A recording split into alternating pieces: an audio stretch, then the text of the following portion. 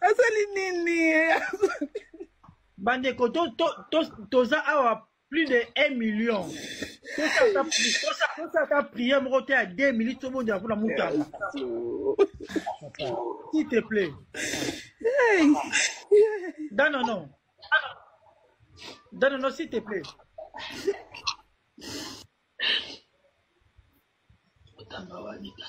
Non.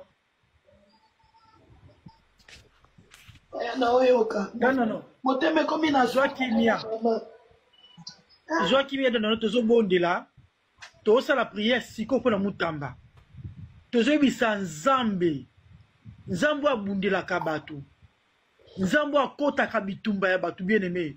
Ozo bisa nzambe akota bitumba mutamba. Nzambe akele ko intervenir. Nzambe alongola liwa likola mutamba. Tozo bonde la bien aimé. Tozo tiki na boko la nzambe. Tozo bisa nzambe asa l'intervention na butu alelo. Nzamba kene ko changer makila nyonso ya poison la kata mutamba. Nzamba longola makila ya poison. Ata le sang de Jésus-Christ. Makila o sopola ki na ngoma Golgotha. Et contre la kata mutamba. Et puis sa guérison la mikuwa. Nous on a fait les prisons. On a des miens 4 fois. On a un air 6 fois. Prison makala. Bino on a prison de. Mais moi ça m'en a vu. C'est quoi? 37 ans de vie. Des idiots. 7 ans de pouvoir comme ça. Non. Il faut se libérer de ces coins. Sans condition. Asali nini? Bandeko, toza awa plus de 1 million. Ça t'a prié, mon côté à 2 minutes, tout le monde a pour la moutarde. S'il te plaît. Non, s'il te plaît.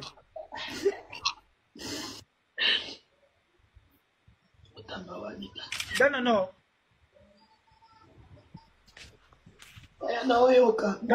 Moteme komi na Joakimia. Joakimia dans notre zobonde là. Tosa la prière siko pour la mutamba. Tozo bisa nzambe. Nzambo abundela kabatu. Nzambo akota kabitumba ya batu bien aimé. Ozo bisa nzambe akota bitumba mutamba. Nzambe akele ko intervenir. Nzambe alongola liwa likola mutamba. Tozo bonde la bien aimé. Tozo tiki na boko la nzambe.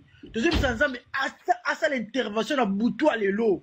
Nzamba kene ko changer makila nyonso ya poison la kata mutamba. Nzamba longola makila ya poison. Ata le sang de Jésus-Christ. Makila o sopola ki na ngoma Golgotha. Et contre la kata mutamba. Et puis sa guérison la mikuwa. Nous on a fait les prisons.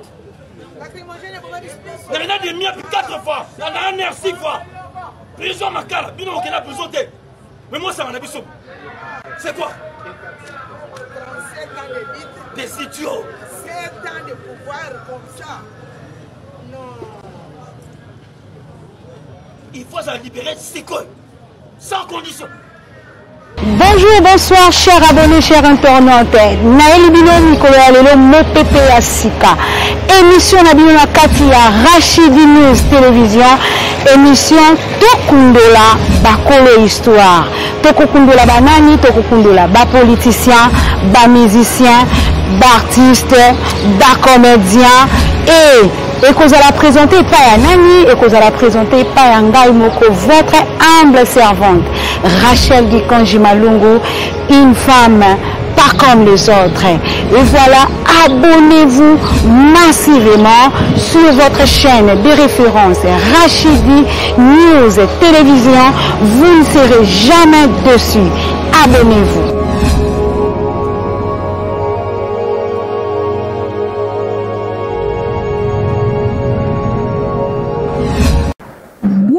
Bienvenue sur votre chaîne de référence Rachidi News Télévision. Merci beaucoup, chers abonnés, chers internautes. Vous êtes tellement ébélés, Liboso. Merci pour votre confiance et fidélité. Merci à tous nos abonnés, mais également à tous nos partenaires. Vous êtes tellement nombreux devant vos écrans. Partout dans le monde, en Afrique du Sud, la France, Belgique, Canada, les États-Unis, Turquie. Turquie, Tunisie, Angola. Là, je vois ma soeur, une soeur en Angola. Hein. Moi, c'est MBG. Merci beaucoup pour ton Lolengue Kolanda Busso. Merci beaucoup. Depuis l'Angola, je dis un grand merci à Keren, hein, depuis l'Angola. Ou à Kolanda Busso, il n'est pas partagé à nous. Ben, nous sommes à Busso.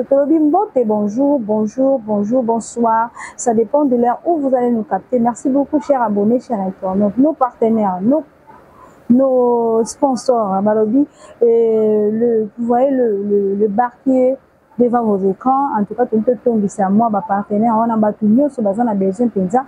Il y a pour promouvoir publicité na bango, produit na bango. Nous sommes déjà disponibles. En tout cas, restez toujours branchés sur notre chaîne de référence de Rachel News TV. C'est votre humble serviteur, la servante Rachel Dikonji Malungu, la joconte de la presse congolaise. Merci, merci, merci. Là-bas, oh, nous sommes abonnés.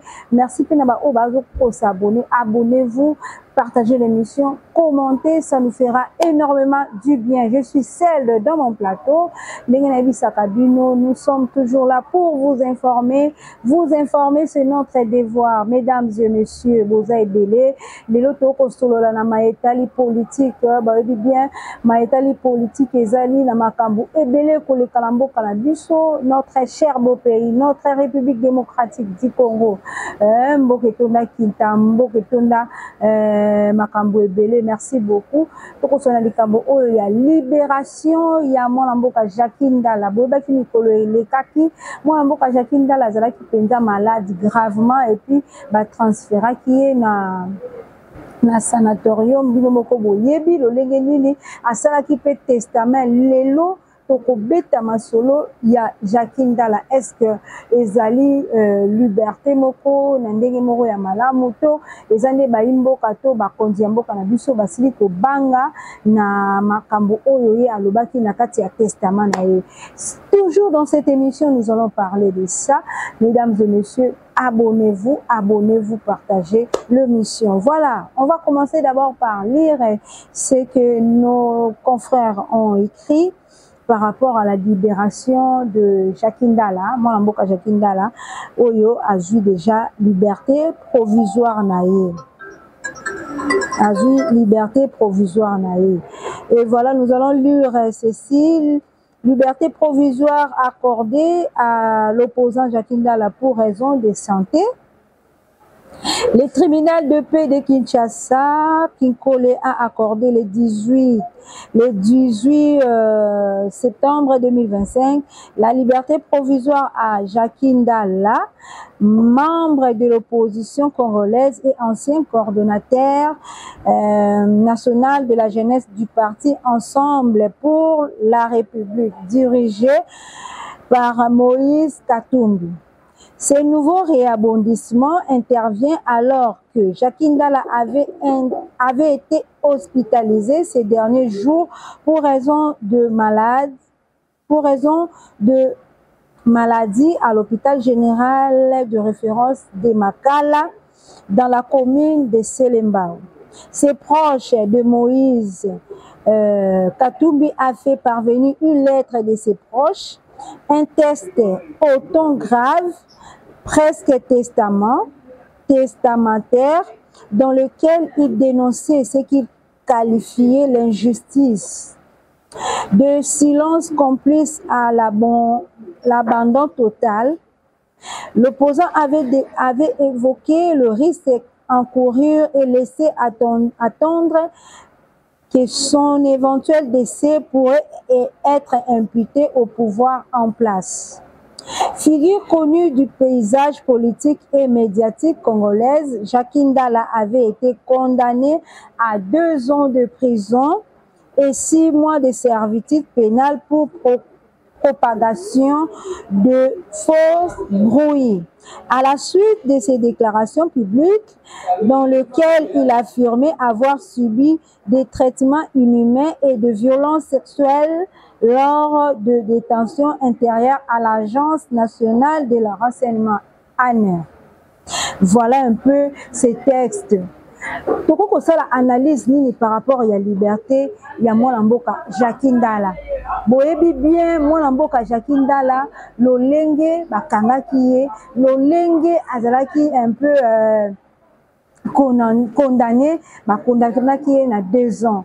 Et alors, arrivé de ce jour, Mikolo Nyonso, Jackie Ndala attaqué moi pression dans le gouvernement en place, pression à Sali, à l'obété, azo senga, bimisaye na libanda ya mboka akende kozwa baswe na ye na mokili mususu donc na libanda ya mboka mais bazo ko permettre été Yakobima libanda ya mboka. En tout cas, il était vraiment grave. Il était gravement malade par rapport à la maladie na wana yango atika ki kosela biso nde testament. Mwana mboka Jackie Ndala saleli biso testament ko le baete soki lelo akokufa parce que injustice ya mboka na biso ye azobela mais bazo permettre ete abima libanda mboka po akekozwa ba soin soki akufi mutu moko te ya kolele bembe na ye bo pesa pe ba honneur te bo salela ye pe ba funéraire ya makasi te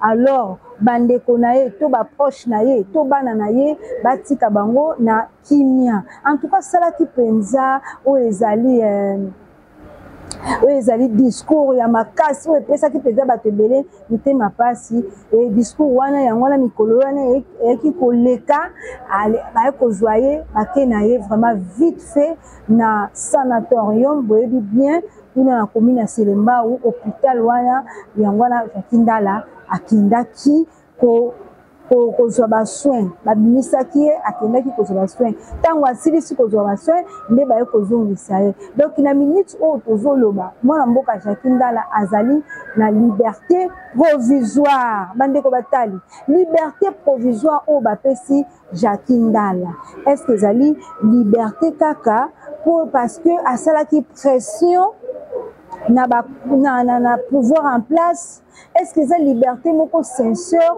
to ba bangi nde kobanga mokonzi ya mboka to bakonzi oyo bazali vraiment mieux placé pour na likambo yango babangi balobi te mutu oyo soki tolobi totika ye kaka kuna kufi ekozala problème mpo na biso et vous avez un problème pour le gouvernement na biso et vous avez un problème pour le gouvernement en place yango moni ke babimisi na lombango et bandeko nanga bisika bozwami bozwa penza tant ya kotia ba commentaire na bino est-ce que Jackie Ndala par rapport ya ba pression o ya sali par rapport ya ba pression ya ba testament o ya komeli biso yango na te sali ke gouvernement ya kobimisa na lombango na prison yango na te sali ke mokonzi ya mboka lobi nalongwa na nga na ngambo po mwa mobali soki akufi akufa nde na monoko na ye na mutu na ngai na maloba na ngai alors yango na te ke sali chef de l'état alobake bakite mbango ma bapesa liberté provisoire to ezali penza parce que il est malade parce que fois que nous rejoindre ba soin parce que aza na capacité wana te ya kovanda awa po akufela bino na prison to ezali nini Jackie Ndala apesaki o ezalaki testament na ye ya monene testament o penza en tout cas tout le monde était choqué par rapport à ce qu'il avait dit tout le monde était choqué. Je vais encore vous lire quelques phrases oyo avocat ya Jackie Ndala balobelaki. RDC la justice. Les avocats de Jackie Ndala exigent son transfert urgent vers l'hôpital spécialisé. Donc l'avocat peut bazalaki censé ya kosala la justice ya mboka na biso pression pour que babimisa Jackie Ndala bakele ko tikaye na hôpital où ils allaient spécialisé par rapport à malade du azobé. Moi je peux na koko koloba boy. Les politiciens Jackie Ndala ancien collaborateur il y a parti ensemble il y a moi mboka Moïse Katumbi.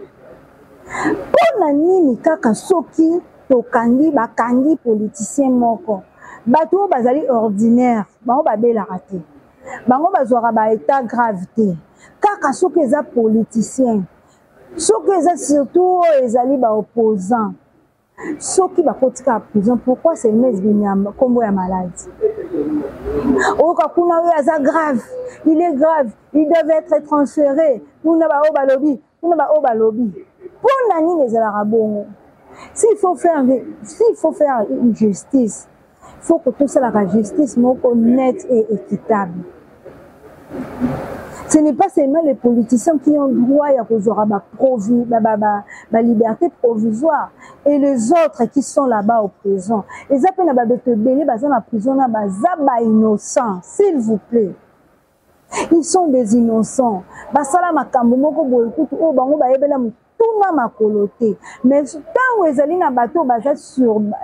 ils sont na monopole na bango yango moni ata beli ata kuta kufupe na prison muta kolobelango azate droit de l'homme muta kolobelango azate.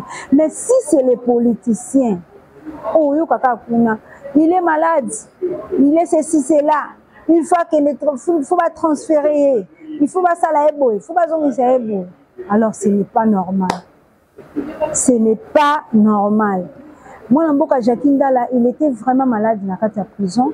Et Tolandaki, il a fait un discours, Rwanda, testament.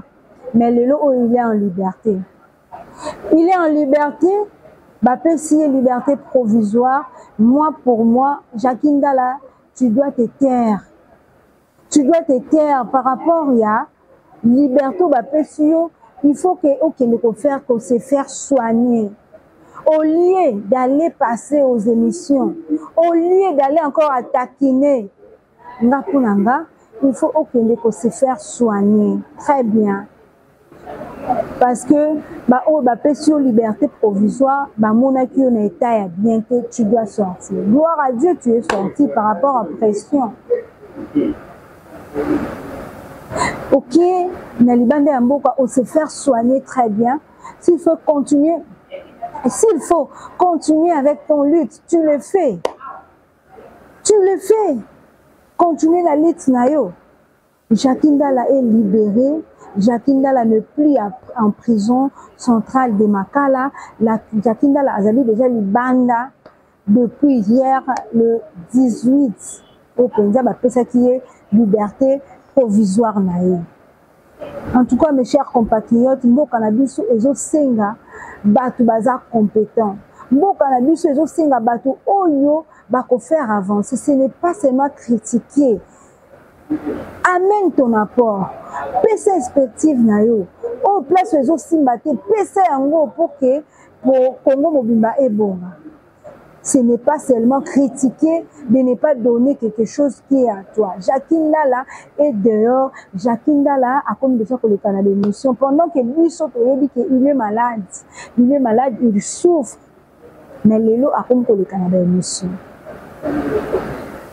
Nous avons promis sa justice parce que nul n'est au-dessus de la loi. Nul n'est au-dessus de la loi. Nous devons respecter notre justice. Justice faut à la paix équitable. Justice faut à la paix honnête. Oh, il y a mon qui a sali ma bé, a sali ma bé. Moi, je loue le Seigneur par rapport à Jakindala. Je loue le Seigneur parce que Jakindala, Azalaki n'a droit à la liberté ou à n'a pas qu'il peut se faire soigner. Il est déjà dehors, Azali Banda Yamboka. Alors, nous continuons à couper ces informations pendant que Tozo Lubela Makamba Jakindala, Torozala Kakawana pour la Kolobela Kango, pour la Kolobela Kango. Nous voulons un peu encore lire quelques phrases. Selon dans une correspondance adressée au directeur du centre pénitentiaire de Makala, maître Odoudou Mega Jean-Pierre, l'un des conseillers des détenus, alerte sur la gravité de l'état de santé de son client. wana avocat ya Jacques Ndala nde abandaki koloba. Selon lui, son état a été détérioré de jour en jour. On risque d'aboutir à une situation fatidique et définitive dont le responsable incombera inévitablement à l'administration pénitentiaire. Placé en détention le 28 novembre 2024, l'opposant Jacques Ndala a été condamné à 30 mois de servitude pénale, principalement par le tribunal de paix de Kinshasa, Kinkole. Bien que sa condamnation soit devenue définitive avant l'ordonnance présidentielle du 30 décembre 2024, portant mesures collectives de grâce, ses avocats dénoncent le maintien en détention de leurs clients. Il rappelle par ailleurs que le directeur de Makala avait déjà autorisé un transfert de l'hôpital Sanatorium le 9 septembre dernier, ce qui prouve, selon eux, la reconnaissance par l'administration de la gravité et de la situation. Après ces examens médicaux et situés, l'infrastructure actuelle ne dispose pas des équipements nécessaires pour traiter son cas. Des actes comme l'urmère, les scanners encéphaliques et cérébrales, l'échographie cardiaque et rénale, ou encore le check-up complet s'avère impossible à réaliser dans le cadre actuel. Le conseiller de Jacques Ndala invoque l'article 16 de la Constitution et au 18 février 2006 rappelle que la personne humaine est sacrée et l'État de l'obligation de la respecter et de la protéger. Il appelle le directeur de Makala à prendre ses responsabilités usées de son pouvoir directionnaire pour éviter que l'irréparable ne survienne. Ces dossiers soulèvent une fois que plus la question du respect des droits humains en milieu carcéral de la République démocratique du Congo, où de nombreux détenus se plaignent des conditions de détention inadaptées et de l'absence de soins médicaux. En attendant une décision administrative pénitentiaire, les proches des avocats de Jacques Ndala continuent de craindre le pur. Voilà. Jacques Ndala a été condamné depuis le 28 novembre 2024. Donc, Jacques Ndala a atteindre déjà une année le 28 novembre. Alors, makambo oyo ezoleka na mboka na biso to makambo oyo ya ba prison ko kanga ba prisonnier pour que lobi banda ko salela ngo chantage et comme c'est le pouvoir en place, c'est ceci c'est là, c'est ceci c'est là. Biso moko tozwaka conscience na yango. L'avocat de Jacques Ndala avait parlé à lobby soki penza bozwi soin ya Jacques Ndala te to bolobi te akomela ki directeur ya Makala ya prison soki bobimisi ete alors droit humain eko s'impliquer. Alors Jacques Ndala ndenge pression wana esalemaki, pression ya bavocat et ses proches na ye moko ntango aye kozwa lisusu likanisi ya kosala testament wana. C'est alors que le gouvernement et puis directeur, il y a prison, avec vraiment, et puis la justice va saisir yango, avec la pression, le plus vite possible, pour que ça la prison.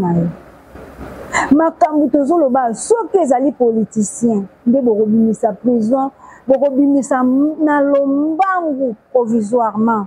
Aux libertés provisoires. Mais si sont les individus, oh, ceux qui balobi qui na nazana innocent mais nazo sengande liberté provisoire.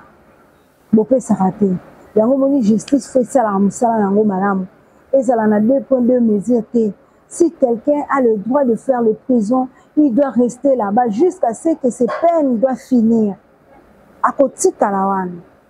Alors, comme je vous avais dit, une petite analyse et commenter ce qui vraiment liberté provisoire ya Jacques Ndala et Zali na ndenge moko ya malamu.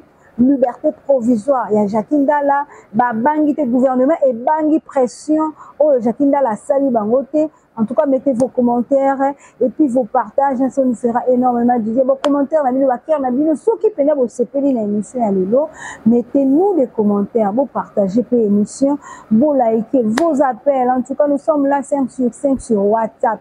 Le numéro qui est affiché au bas de vos écrans. En tout cas, appelez-nous à tout moment, vous allez nous retrouver. Nous sommes arrivés à la fin de notre émission. Voilà, c'était votre humble servante Rachel Ikanji Malungu, la choquante de la presse congolaise. Un grand merci à tous nos abonnés et un grand merci à tous nos partenaires. Restez toujours branchés sur votre chaîne de référence. Vous ne serez jamais déçus par rapport à nos informations, toujours à l'air. En tout cas, merci à Montréal, Gimboma. Merci à tous ceux qui nous ont assisté par rapport à cette émission. Merci na baye bazali na États-Unis, na Canada, na France, na Belgique, na Allemagne. Merci baro bazali na Angola, na Afrique du Sud, boza tellement ebele bolanda kabiso ici au Congo, à l'est du pays, là-bas au Congo central, Congo na est na biso kuna na Bandundu boza vraiment ebele. Je vous dis merci à tout le monde. On se retrouve à la prochaine numéro. Bye. Bonjour, bonsoir, chers abonnés, chers internautes. Naël Binomi Koyalelo Mopepe Asika. Émission Nabino Katia Rachidi News Télévision. Émission Tokundola Bakolo Histoire.